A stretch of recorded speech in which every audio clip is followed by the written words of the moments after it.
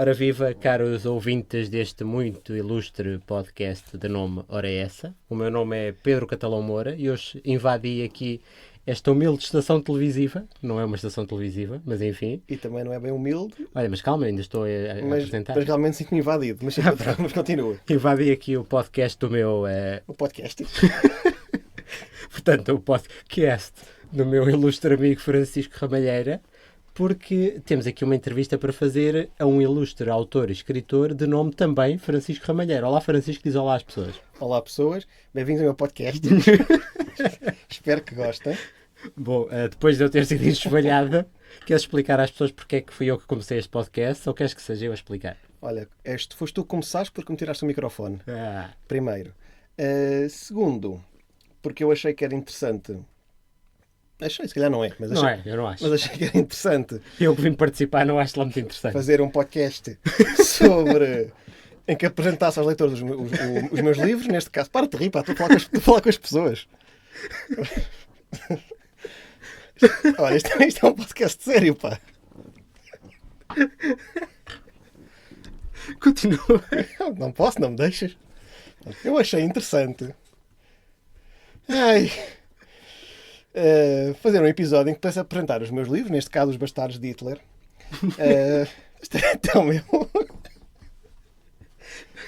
como podem ver, o profissionalismo reina por aqui. Estamos a ser contratados pela TVI para passar isto em direto. Olha, isto é um livro sério sobre a Segunda Guerra Mundial. Pá. Pronto, tu estavas a dizer. E estás a rir do quê?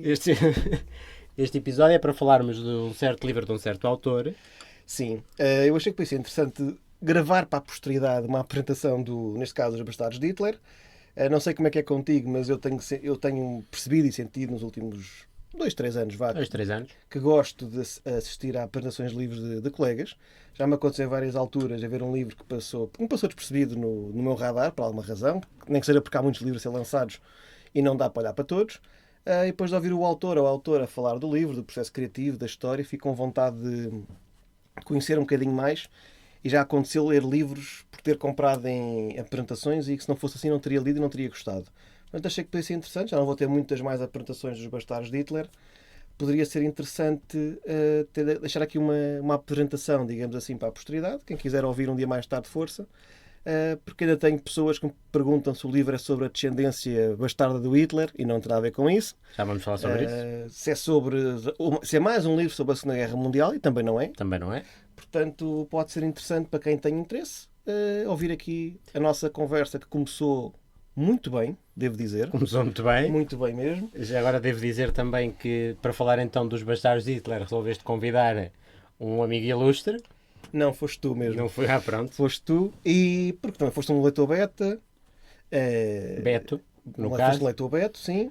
Também já fizeste uma aparição do livro muito boa ali no Saldanha, se não estou em erro. 3 em 5 estrelas. 2, obrigado. E portanto acho que és a pessoa ideal para me acompanhares nesta apresentação, porque se eu estivesse aqui sozinho era muito deprimente. Contigo também é um bocadinho deprimente, assim, não é? Deprimimos os dois juntos. Exatamente, deprimimos os dois juntos.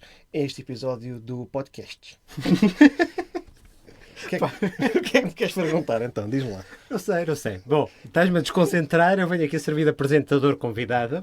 Já agora para começar ainda não falámos de cachê. Depois há que tratar disso. Bom, mas continuando... Este livro, Bastardos de Hitler, ou Os Bastardos de Hitler, caro Francisco, como tu dizias, não é um livro de facto sobre a Segunda Guerra Mundial, ainda que parta, ou ela seja ao princípio da história. Não é um livro sobre descendentes de Hitler, é um livro sobre crianças e sobre uma história muito pouco falada ou quase desconhecida, certo? Queres Exatamente. Fazer assim um enquadramento geral da premissa do livro? Olha, a premissa do livro é muito simples. Não é, como tu disseste muito bem, não se passa durante a guerra, porque durante a guerra temos muita literatura. Devemos ter já livros sobre as profissões todas de Auschwitz, penso eu. Tudo e mais alguma coisa. Portanto, eu, apesar de gostar muito deste tema da Segunda Guerra Mundial, aliás, eu sou daqueles malucos que quando não tem nada para fazer, vê um documentáriozinho da Segunda Guerra Mundial. Maluco mesmo. E não só por isto, mas também. Não, nota-se, quem convive contigo assim não... Nem precisa de conviver, basta ver mal longe. Ao longe. Ou até de perto, se for. Mas sempre gostei muito da Segunda Guerra Mundial, mas nunca pensei em escrever um livro sobre estes assuntos por uma razão muito simples, porque já há muita coisa.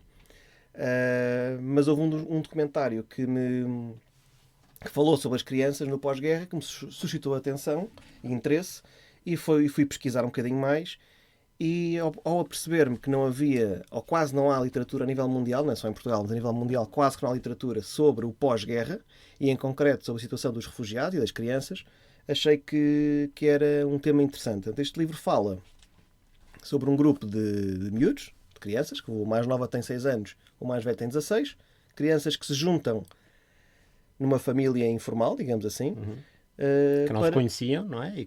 Conheceram-se depois da guerra, depois das vicissitudes da guerra, e que se juntaram para sobreviver e acabaram por formar uma família verdadeira.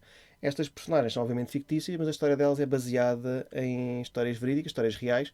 Portanto, não houve uma Ana ou este Gabor ou o Louis, mas há crianças com histórias iguaizinhas e que passaram por isto. Eu diria que houve, na realidade, muitas Anas e muito Luís e muito Gabors que tu representas com estas personagens. Exatamente, houve milhões mesmo. É impossível sabermos quantas crianças ficaram órfãs no pós-guerra. Os números da UNRRA, que é a entidade que apareceu no pós-guerra para tomar conta deste assunto, no fundo, e há ter feito o seu melhor, mas havia, especialmente na Polónia, Hungria, muitas crianças, Áustria, milhões de miúdos e miúdas que no final se viram abandonados, no fundo, não é? Que não tinham um adulto que as ajudasse, tomasse conta delas, que olhasse por elas. Portanto, houve muitas que não sobreviveram e muitas que, para o fazerem, tiveram que se juntarem umas às outras. De onde é que te surgiu esta premissa? Como é que tu esbarraste nesta história, que é uma história muito desconhecida, ou que não se fala assim a toda a hora? Foi em leitura? Foi em documentários, como dizias há pouco?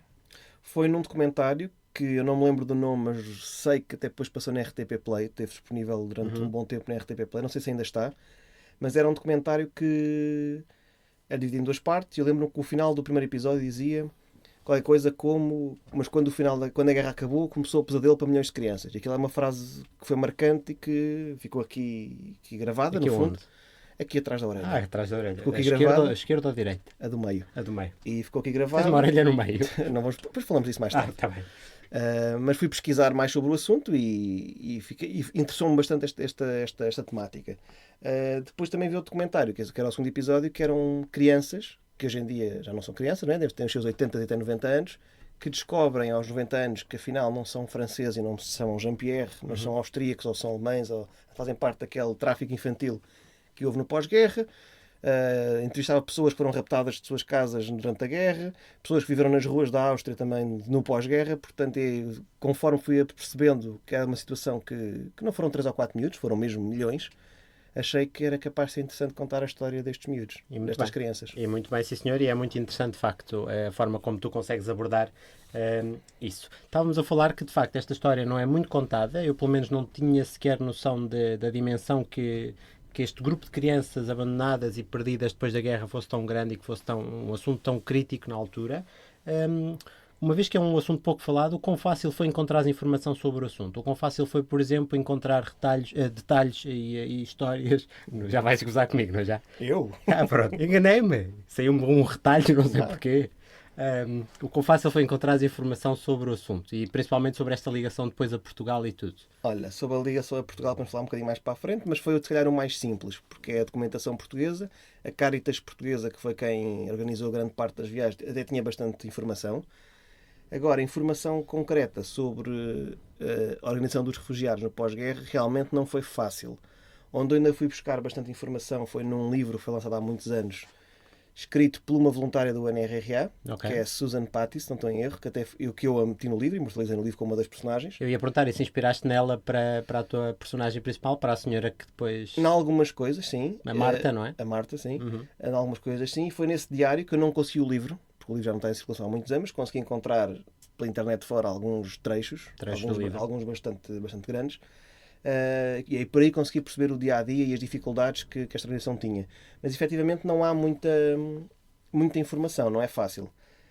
Se procurarem no Google coisas sobre o assunto, vão perceber que há informação muito superficial e quase sempre a mesma. Quando queremos pormenores ou coisas mais... É difícil, não é? Detalhes, e não retalhos, mas detalhes mais relevantes. É quando a porca torce o rabo. Mais relevantes sobre algum assunto, pode ser mais complicado. Isso foi, se calhar... Não, o mais difícil neste livro foi mesmo ler alguns relatos que eu sei que são verídicos. Eu ia-te perguntar sobre isso. O quão difícil foi ler certos testemunhos ou certas histórias sobre crianças que existiram de facto. Chocaram-te algumas das coisas que tu leste? Sim. Nós, quando sabemos muita coisa sobre a Segunda Guerra Mundial, e eu acho que sei algumas coisitas, eu acho que se há guerra que nos prepara para a maldade humana é a Segunda Guerra Mundial. Pronto, é mesmo... Há muita malvadez, então de que forma basta perceber como é que funcionavam os campos de concentração, por exemplo. E não tem nada a ver com o facto de nos ser próxima. Foi de facto um episódio gravíssimo da nossa história. Milhões de mortos, não é? 90 milhões mais ou menos, mas a mim também é o facto de ser próximo, porque quando é uma coisa, uma carnificina, mas tu pensas, isto já foi há 500, há 1000 anos, Sim, eu digo, sim, já evoluímos muito, não volta a acontecer. Não, a Segunda Guerra Mundial foi há menos de 100 anos. E acho que também nunca estivemos tão perto de ter algo semelhante, infelizmente. Algo semelhante não diria, mas coisas parecidas ou remotamente parecidas, parece que há aí pessoas com... Ou com pontos de partida pelo menos semelhantes. Alguns semelhantes, sim. Não me choca. Mas estás a responder à tua pergunta, sim, foi custoso, apesar de já ter alguma bagagem de saber como é que funcionam os campos de concentração, é custoso ler histórias e relatos verídicos, não é? Verdadeiros, de miúdos, alguns deles bem pequeninos, vou falar de miúdos de 4, 5, 6, 7 anos, e perceber como é que eles viveram nos anos que seguiram à guerra. Em algumas cidades, também nas cidades mais destruídas, e Salzburgo, que é a cidade onde se passa os Bastardos de Hitler, foi uma dessas cidades, havia muita falta de comida, eram 7 cães a um osso, como se diz em português, e o livro tem uma visão, se calhar, mais romanceada da realidade, mas na realidade houve famílias como esta, a família do Covil, que aparece no livro, em que os irmãos se ajudavam uns aos outros, mas também havia ao contrário, não é? Situações em que era cada um por si, eu sou mais forte, eu sobrevivo, fico com a comida, tu que te lixes. Havia uma camaradagem entre eles, não é? E, portanto, e uma proteção dos mais velhos aos mais novos. E, portanto, como tu dizias há pouco, formaram de facto uma verdadeira família. Uma das coisas que eu quero mostrar, agora também engasguei, tenho que engasgar. Calma. Mas uma das coisas que eu gostava de mostrar neste livro, às vezes perguntam-me, mas o livro é para chorar, foi escrito para chocar. Pá, não, de todo. Até porque não é um ovo para ser chocado. Já estou ligeiramente arrependido na minha escolha de... Continua, faz favor. Agora já me perdi. Não, estás a dizer que o livro não é feito para chorar, e não é de facto. Eu não entendi assim quando li, ainda que me tivesse emocionado certas passagens, e eu não sou chorão com os livros, mas o livro emocionou-me bastante, porque uma pessoa percebe de facto a veracidade dos relatos que tu ali contas e vê naquelas crianças milhares de outras crianças a viver aquilo, não é? Portanto, exatamente, é difícil não ser afetado por aquilo, ainda que tu tenhas aligerado a coisa muito bem, ao ponto de não se tornar um livro maçudo ou difícil de ler. Mais do que isso, eu não só queria contar a verdade do que aconteceu, mas também queria contar o outro lado, que é, estes miúdos estão numa situação social, se quisermos, muito complicada, muito débil, uma situação de grande vulnerabilidade, mas gostam uns dos outros, protegem-se uns aos outros, encontraram naquela família informal de amigos, tornam-se verdadeiros irmãos, e acho que essa é uma das mensagens do livro, que é o amor, a proteção que temos uns com os outros, pode estar em qualquer lado, e estes miúdos passaram por muito durante a guerra, e agora durante o pós-guerra, felizmente, encontraram-se uns aos outros. Portanto, é uma noção de família que depois também é explorada com a menção às aldeias SOS, que é uma instituição que é real, e que eu aqui, já que o seu fundador era um austríaco, e que também que uma das primeiras que a aldeia SOS foi fundada em Portugal, achei que era a forma perfeita de fazer a ligação entre a Áustria e o nosso país. Isso é verídico. Portanto, as aldeias SOS foram criadas de facto nesta altura com este propósito de receber crianças, digamos que refugiadas, e cá em Portugal. Não foi criado cá em Portugal, mas o fundador, que é o Hermann Gmeiner, que é uma das personagens principais do livro. O que aparece do Hermann no livro também é verídico. Ele combateu mesmo na guerra pelo lado alemão sem querer. Fazia parte daqueles soldados, porque nem todos os alemães eram nazis, não é? Claro, muitos eram simplesmente obrigados a lutar. Eles não percebiam bem porque é que estavam a lutar. Eu arrisco dizer que a esmagadora maioria não eram nazis. Eu gosto de acreditar que não. Aliás, que não. É por isso que agora sendo grandes spoilers, há uma das personagens que durante a guerra esteve no campo de concentração, e quem a ajuda é um soldado nazi. Certo. Exatamente, deve ter ido para lá sem perceber para onde é que ia, e quando lá chegou e percebeu, eu teve que ficar com os cabelos em pé. Mas agora já me perdi, pá. Não faz mal, pronto, move on. Estávamos a falar do quê mesmo? Não sei, isto é... Francisco, sabes que eu estou a entrar nos 30, já não me podes pedir para puxar pela memória. Eu tenho um recém-nascido, não me deixa dormir. Pois, desculpas. Portanto... Olha, mas aqui, aligerando um bocadinho a nossa conversa... já sei onde é que estávamos. Então diz, então vá, faz favor. Conta lá. Não, ia dizer que tu tens aqui uma coisa muito engraçada, aqui falando das personagens. Tu foste buscar uma personagem de um outro livro teu e ela dá aqui uma pincelada, ou seja, aparece aqui de supetão no teu livro, a Maria Flor, não é? Sim, a Maria Flor é uma das personagens principais do Vida Censurada, que é um livro histórico que escrevi há uns anos e que se passa na época do Estado Novo. Ela, pela personagem que é, fazia todo o sentido que estivesse envolvida na questão dos refugiados. Portanto, meti aqui um pequenino, como se chama, um easter egg, não é? Um easter egg. Um ovo de Páscoa, traduzido para português. Quem lê o Vida Censurada vai de certeza reconhecer a personagem. Espero que o livro um dia volte a ser reeditado. Mas sim, Não, reeditado não pode voltar a ser. não, exatamente. Espero que o livro volte a ser, volte a ser lançado para o mercado. Aprenda a escrever e a falar. Volta a estar disponível. Eu tenho problemas. Ah, sim. Deixa-me. Conhecidos, aliás. Conhecidos. Mas sim, eu gosto de ter este tipo de ovos de Páscoa. Vá. Ovos de Páscoa. E aliás, o livro da vida censurada que ainda não foi lançado vai ser mencionado. Também estes bastardinhos de Hitler deste livro vão aparecer lá também. Lá Assim, está. como uma nota de rodapé quase, mas vão aparecer. Eu acho isso muito engraçado nos livros. Eu não quero estar aqui a fazer publicidade aos meus, mas eu fiz o mesmo no Portugal Vermelho. Deixei assim uma mençãozinha. Uma notazinha ao Vaticano. Claro. Exato, ao Vaticano. Parece assim, enfim, uma névoa. Quem lê percebe, quem não leu se calhar não vai perceber, mas paciência. Assim, um ar que lhe deu. Mas acho que é fixe, sim. Muito bem, não sei o que é que vou perguntar a seguir. Espera aí. Estávamos a falar, agora voltando a um assunto mais sério, e tu há pouco ficaste com o raciocínio a meio. Estávamos a falar de facto das crianças e do fulano que criou as aldeias SOS. Exatamente. E estavas-nos a contar que não foram criadas em Portugal, mas que têm de facto filiais, posso-lhe chamar assim. Que depois... Podes, não é que não é uma empresa, mas sim. Pronto. Ter remanescências, não sei, ajuda-me. A primeira foi na Áustria, na aldeia natal do Armand Miner, e ele realmente tinha, e suponho eu que ele se tenha inspirado no que viu no pós-guerra, ele tinha esta ideia que eu acho que é brilhante, que é pegar no conceito de orfanato, quem tudo ao molho e fé em Deus, não é? E criar, dentro de uma aldeia, criar famílias. Portanto, os miúdos não têm pais, tudo bem, estão num orfanato, como se chama. Orfanato tem uma palavra com uma conotação até às vezes negativa, não é? Sim. Não tem de ser, não é? Não tem que ser, obviamente, depende das pessoas que lá trabalham, como é óbvio. Mas no fundo era criar um orfanato em que os miúdos, em vez de estarem todos no mesmo sítio, que tinham famílias, cada família recebia algumas crianças. Cada funcionária, cada auxiliar de educação, como quiser chamar, era a mãe. Era a mãe dele. Eu acho que é um conceito muito, muito interessante. Uma das primeiras a ser criadas foi aqui em Bicesse, no Conselho de Cascais. Santinho? Bicesse? Bicesse, no Conselho de Cascais. Portanto, eu achei que era muito interessante falar deles. E eu, quando li também, fui conhecer a personagem do Armand Miner, na altura, só para conhecer. Gostei tanto da história de vida dele. Ele esteve até nomeado para o Prémio Nobel da Paz 2 ou 3 vezes. Depois nunca chegou a ganhar, mas esteve nomeado. Pois. E mereceria se tivesse ganho. Deve ter havido um político qualquer que mereceu mais e este mereceu, vem entrar. Eu, por acaso, na altura fui ver quem é que ganhou, não me lembro agora. Mas é da idade. É da idade, exato. Mas acho que é uma personagem fascinante e que mereceu. Ou melhor, se calhar não merecia ter aparecido no meu livro, não é? Merecia mais. Merecia mais melhor, do que e melhor. Mas achei que era uma homenagem pô-lo aqui no livro com uma figura de destaque, porque é uma pessoa com uma história fantástica. Olha, importa aqui dizer que nós não estamos a falar, quando se fala nestas crianças, não estamos a falar propriamente de crianças de origem judaica ou judia, não é? Estamos a falar também de crianças alemãs, crianças austríacas, crianças de todos aqueles países, inclusive é da própria Alemanha, que foram afetados pela guerra, não é? Aliás, este grupo que eu formo, entre aspas, é de 6 crianças, podia ter posto mais. Cada uma das 6 tem uma proveniência diferente de sofrimento de guerra, digamos assim, com exceção do Lou e da Ana, que são 2 irmãos. A única que é judia é a Abigail. Pois. Essa é que é polaca e é judia. E o Gabor também é judeu. É judeu. Todos os outros são... Tanto é que eles têm depois essa ligação, não é? Exatamente. Todos os outros não são, porque a verdade é que o povo judeu sofreu muito mais durante a guerra, indiscutivelmente. Aliás, a Abigail eu meto na história para mostrar outra questão, que é, mesmo no final da guerra, os judeus na Polónia continuaram a ser mortos e perseguidos. A guerra acabou, o Hitler caiu, os aliados entram pela Polónia adentro e libertam-na. Mas continua a haver perseguição a judeus, portanto não era só os nazis e o Hitler que eram a favor desse tipo de práticas antissemitas. 6 milhões de mortos, não é? Estamos a falar.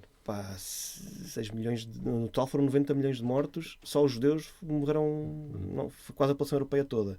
No caso da Polónia, foi o país que maior perda de judeus teve, que foi quase 100% da população judia da Polónia. Mas eu quero mostrar com os livros, com este livro, que as crianças não têm nada a ver com a religião judaica, e mesmo assim sofreram horrores. Então há um que é raptado pelos alemães, não vou agora dar grandes pormenores, claro. mas sim, era mostrar um bocadinho o plano geral. É curioso, tu atribuis as nacionalidades a estas crianças quase dos vários países mais afetados pela guerra, meio que, como tu dizias há pouco, representado de facto as nações mais afetadas. A ideia era mesmo essa, não era falar de um país, embora se passe em Salzburgo, e passe em Salzburgo por 2 razões básicas. A primeira é que foi uma das cidades que foram efetivamente afetadas. Pronto, 3 razões. A segunda é porque eu estive a estudar várias cidades que foram afetadas e as envolvências de Salzburgo, a parte da natureza, era mais interessante para escrever a história. E depois porque eu queria ter um miúdo que gostasse muito de música, e naquela rua em Salzburgo nasceu o Mozart e é um dos baluartes europeus da música clássica. Acho que ajudava-me na parte narrativa que fosse nesta cidade austríaca. E depois tens também a Marta, que é norte-americana, não é? Também foi propositado. Foi propositado, sim. Foi totalmente propositado. Mas eu venho aqui de propósito. Eu atravesso um rio inteiro a nada, dentro de um carro, para vir aqui gravar um podcast consigo. Tens toda a razão. E levo este tratamento. 1000 perdões. Ah, pronto. 1000 e um. Ah. A pergunta é sobre a Marta, não é? Sobre a Marta dos Estados Unidos. O Estado de Oi? Olha, foi sobre... Escolhi que ela fosse americana também. Primeiro porque boa parte dos voluntariados que vinham... As Nações Unidas começou nos Estados Unidos, não é? Certo. Boa parte dos voluntariados vinham de lá. Uhum. Também acho que é pelo facto dos países europeus estarem de tal forma escavacados com a guerra que não havia muito por onde ir buscar voluntários, se calhar. Pois. Mas também havia. Mas sim, uma boa parte vinham dos Estados Unidos. O país não foi afetado pela guerra, só o Havaí que foi bombardeado em Pearl Harbor. Uhum. Portanto, não havia nada para reconstruir. E... Meio que representa também, de facto, a ajuda que os americanos acabaram a dar depois Sim, sem dúvida. durante, mas no pós-guerra também, não é? E queria uma voluntária que viesse de longe. Portanto, Ok. não fosse uma austríaca, não fosse uma polaca, não fosse uma húngara, queria alguém que viesse de longe. E que não conhecesse propriamente a realidade, e que não é? ficasse mais espantada com a realidade. Ela fica muito chocada quando começa a ter este contacto com a realidade europeia da altura, não é? No teu livro. Acho que qualquer pessoa ficaria, Qualquer mas pessoa, sim, mas claro. eu escolhi trazer uma de fora exatamente para acentuar esse contraste, digamos assim. Muito bem.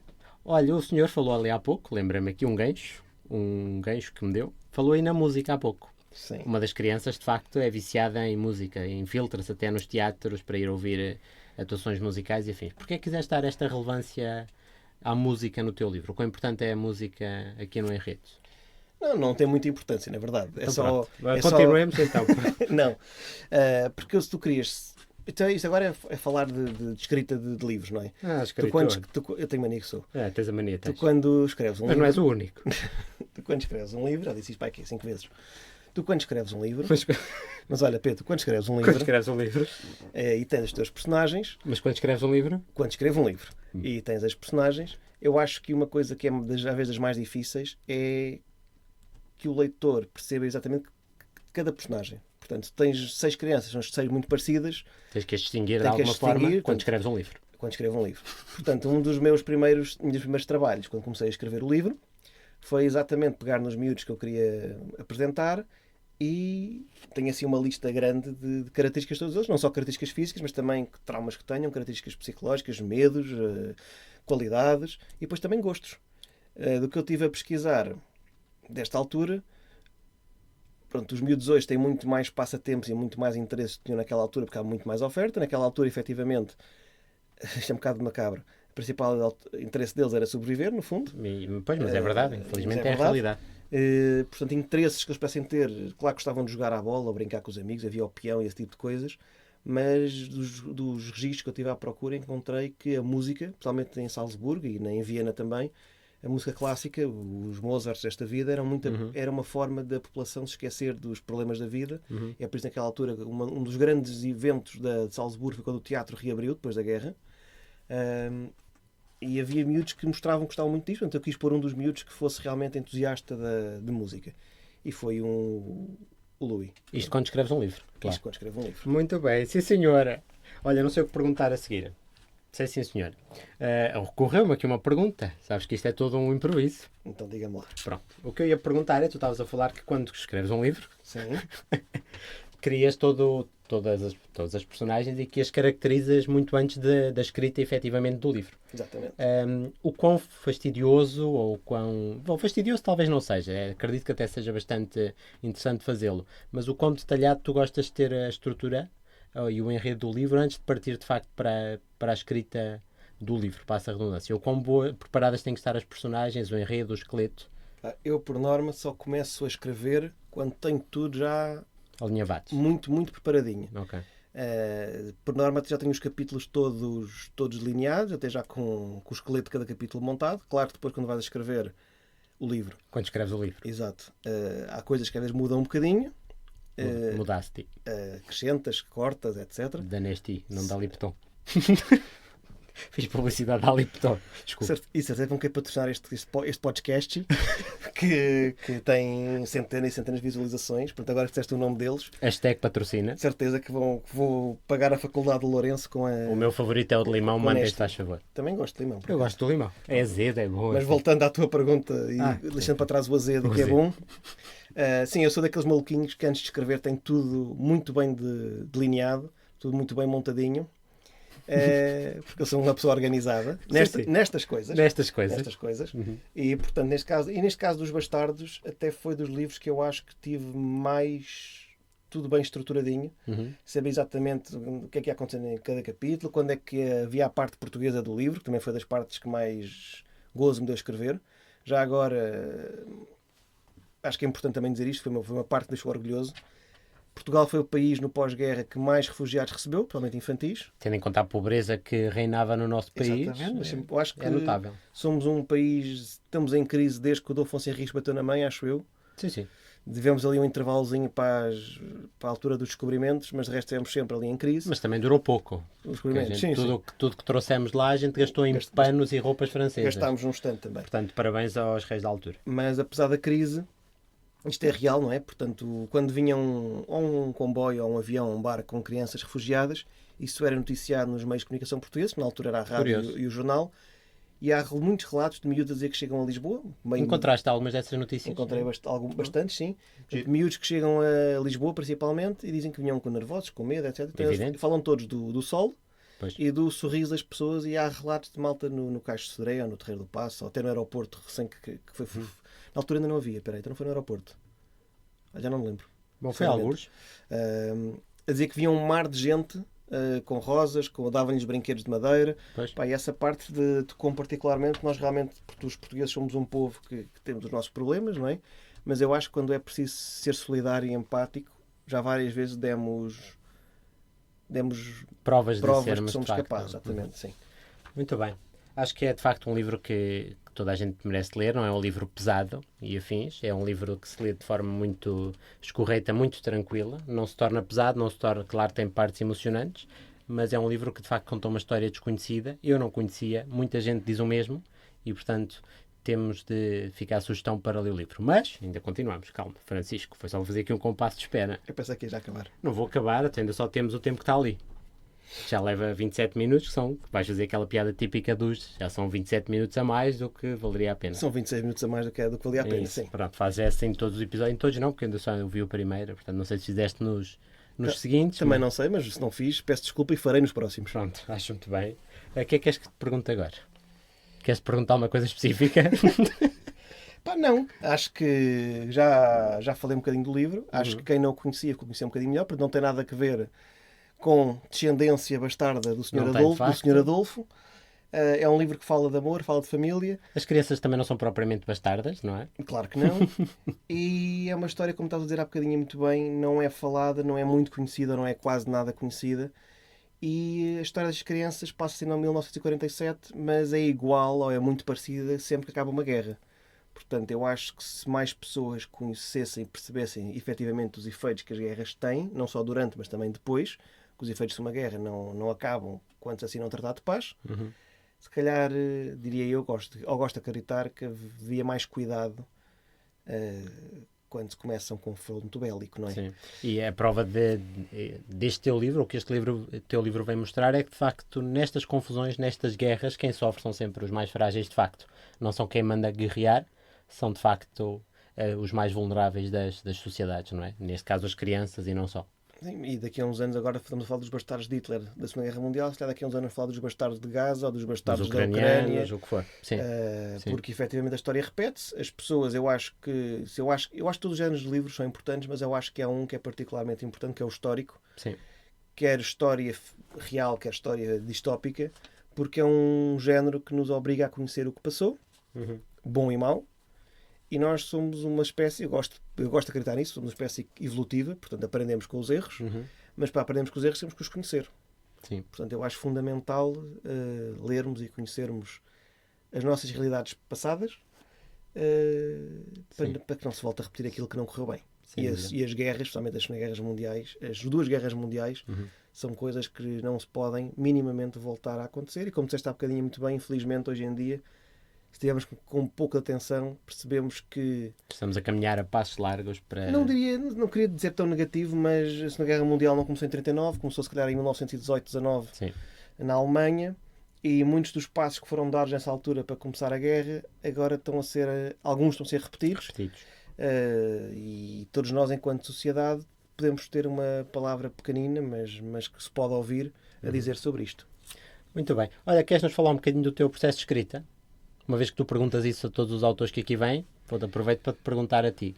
Tu tens um estilo muito próprio de escrita, um estilo em que gostas de ir introduzindo no texto algumas passagens cómicas, por exemplo. É um estilo que te é muito natural e quem te conhece sabe isso, mas isso nota-se também na escrita. Fala-nos um bocadinho do teu processo de escrita.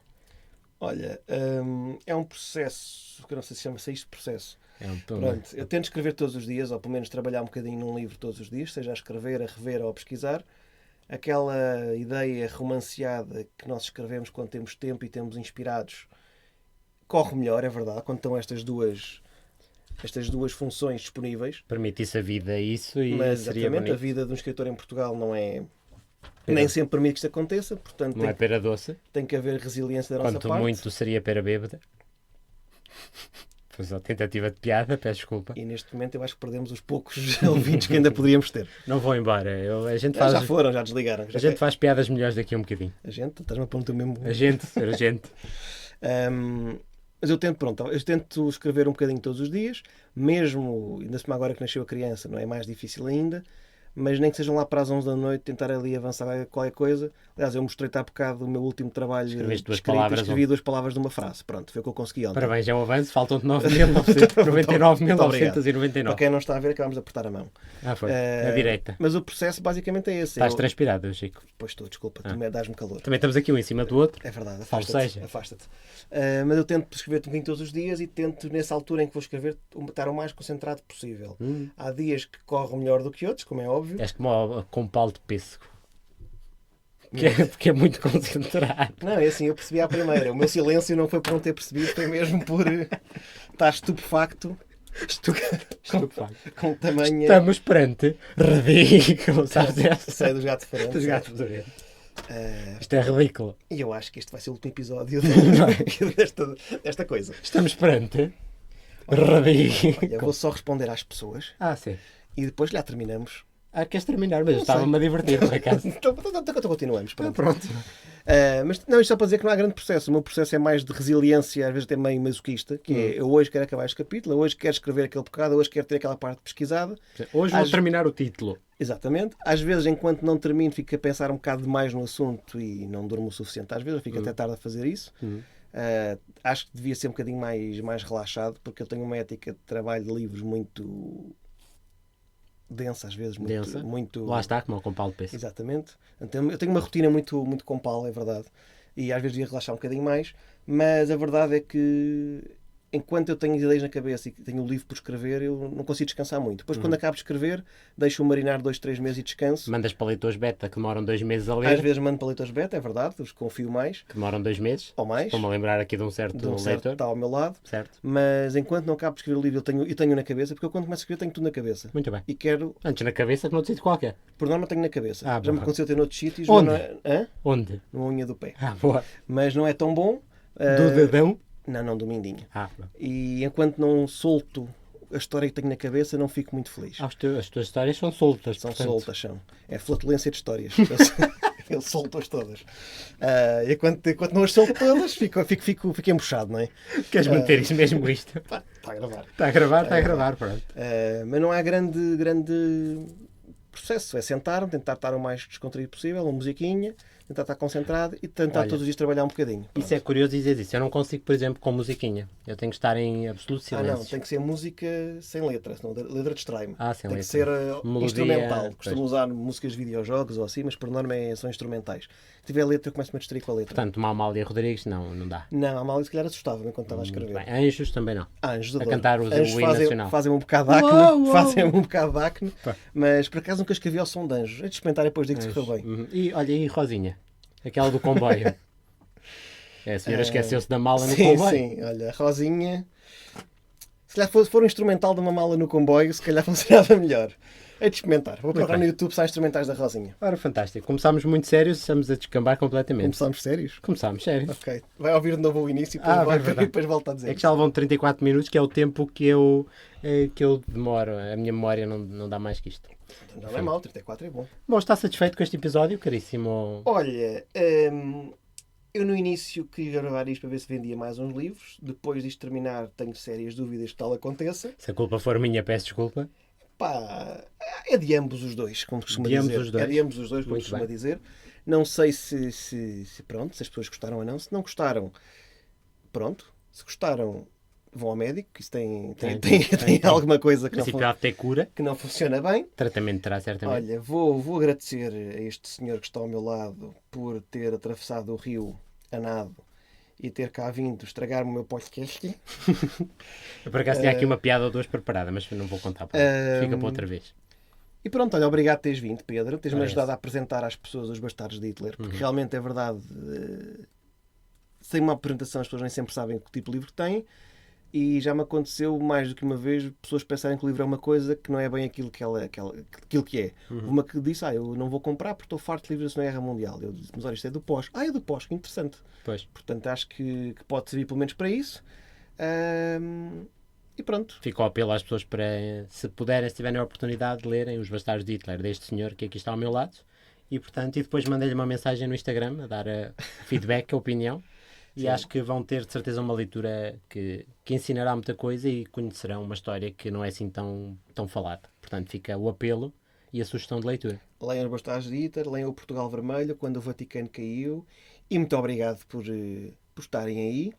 Se estão a lavar a louça enquanto ouvem isto, força, esfreguem bem. Esfreguem bem. E só para obrigado. acabar, vamos fazer aquela pergunta típica da praxe. Qual é o livro que andas a ler? Ando a ler 5. 5? Só um, lá, só um. Olha, ando a ler o último do Lourenço Ceruia. Muito bem, sim senhor. O Lourenço vem ao podcast ou já veio? O Lourenço virá ao podcast em princípio, sim. Não. Pois não, podemos cortar esta parte, se calhar. Talvez. Pronto. Um beijinho e abraço para beijinho todos. e abraço. Muito obrigado. Muito obrigado. E continuem a ouvir este podcast. Faz favor. Beijinhos e abraços. Muito obrigado. Diz adeus às pessoas. Adeus. Até uma próxima. Boa Páscoa.